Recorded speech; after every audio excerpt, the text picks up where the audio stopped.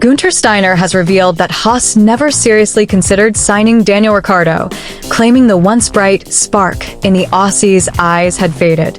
After being outshined at McLaren, Steiner believes Ricciardo struggled to cope with no longer being the team's alpha driver. What's the sequence of the events? Stay tuned to find out. Welcome to Formula Every Day. Don't forget to subscribe and press the bell for more updates. Guenther Steiner exclusive. The truth behind Daniel Ricciardo's Haas talks.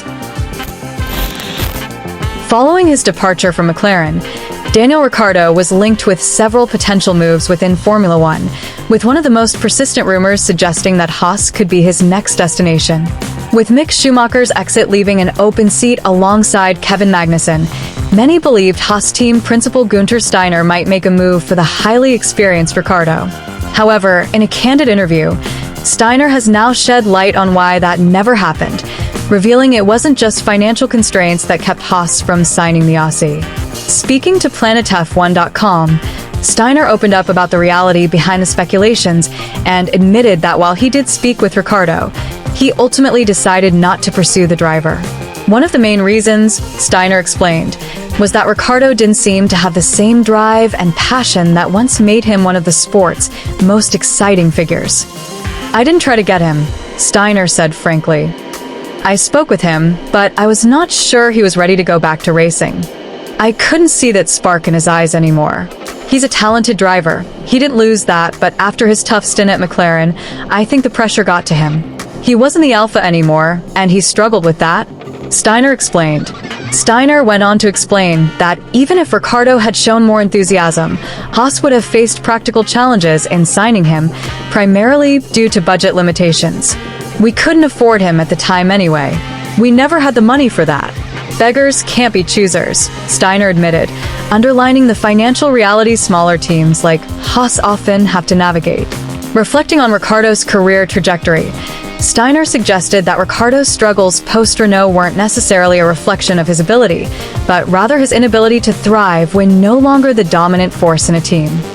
He had a difficult time after leaving Renault. It wasn't about his talent. He's still got plenty of that. But I think he struggled with no longer being the top guy, especially with a teammate like Lando Norris at McLaren who consistently outperformed him. "It seemed like everything spiraled out of control after that," Steiner explained. Ricciardo's exit from McLaren was marked by a string of disappointing performances, especially in comparison to Norris, who steadily became the team's focal point.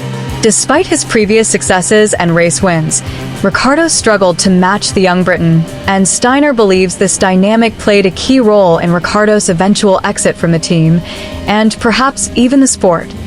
Lando just had the upper hand, and I think Danny found it tough to accept that. He could live with it, but he struggled to perform to his potential. "It's hard when you're used to being the guy who's leading the charge, and then suddenly you're not anymore," Steiner added. He also highlighted the contrast between Ricciardo's and Nico Hülkenberg's career trajectories. Hülkenberg, who left F1 for 3 years before making a successful comeback with Haas, had the opportunity to reset mentally, something Steiner believes Ricciardo didn't have the chance to do.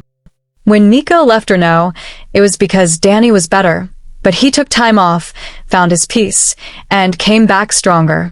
Danny, on the other hand, went straight from McLaren to being a reserve driver at Red Bull, and then into the AlphaTauri seat.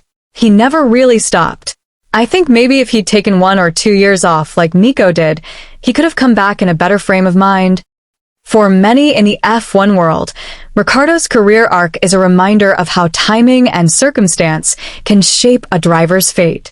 As Steiner pointed out, sometimes it's not just about talent, but about finding the right environment at the right time. Wrong place, wrong time is a story we hear a lot in F1. But with Danny, it's tough. McLaren wasn't a bad team when he joined, but they weren't at the front either.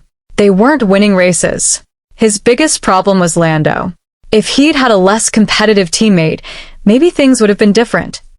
Ultimately, Steiner's reflection on Ricciardo's journey is one of missed opportunities and the heavy toll of the sport's relentless pressure. While Ricciardo may still have a future in F1, Steiner's remarks suggest that a bit more time away from the limelight could be the reset he truly needs. Whether Ricciardo will ever recapture that famous spark remains to be seen, but for now, It seems both Haas and Ricciardo have moved on from what could have been.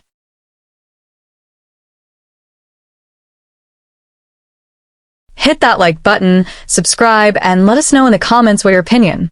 See you soon.